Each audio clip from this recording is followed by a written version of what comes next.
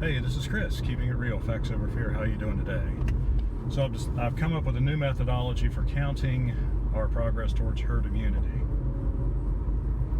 So the new system is going to be, rather than assume that there's been 5 times the number of actual cases, which I think is a pretty good estimate,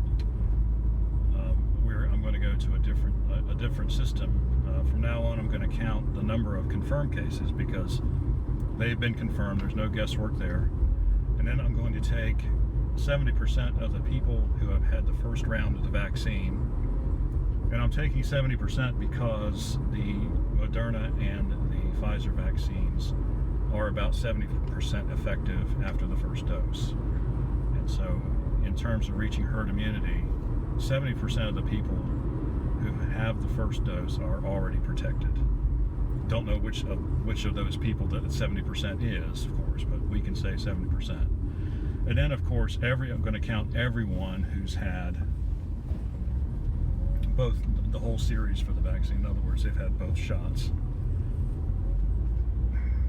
The only slight problem with this new methodology is, of course, that I'm still double counting somebody, because I'm sure that people who know who have been diagnosed with the virus and have gone through it and come out the other side are still going to get vaccinated because everybody's saying you have to. I don't believe that.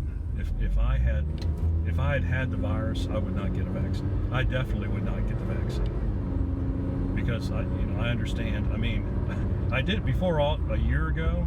I didn't understand anything about the immune system because I never thought about it. But after a year of reading and studying and thinking and doing these videos, yeah, I think my uncertainty is less than that of the vaccine's effectiveness. Let's put it that way. It's less than 5%.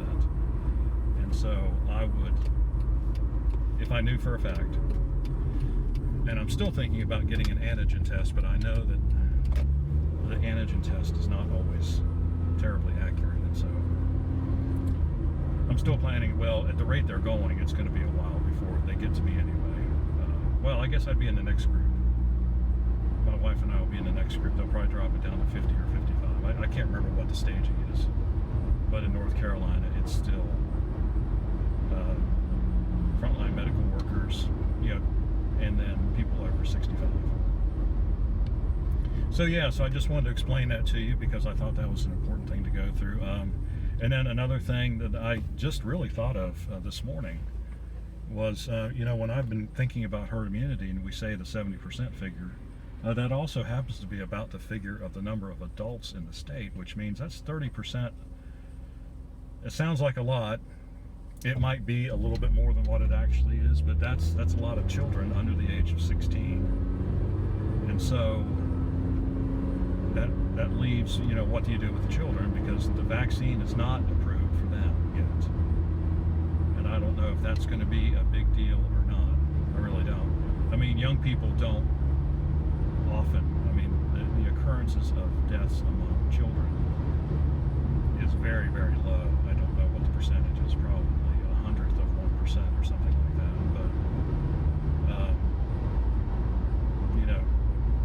But I guess we're all just got to face that. We're about to cross that bridge when we get to it, right? Because, I really truly think though, by the time we get most of the adults vaccinated, this thing is going to be done. The case numbers are dropping substantially. All the indicators are dropping, and so that's all good news. And so every day we can all be a little bit more confident that we're a little bit safer than we were yesterday. All right, I think that's all I got for right now. I'm going to release the chart. I've made the video. It probably will come out before this, but yeah, I'll publish that, and then you can look and see what my new herd immunity chart predictions for herd immunity cutoff for North Carolina, what date that lies on. All right, if you have any questions or comments, leave them in the section below. Like and subscribe. We appreciate when you do. We'll see you on the next fact-filled video.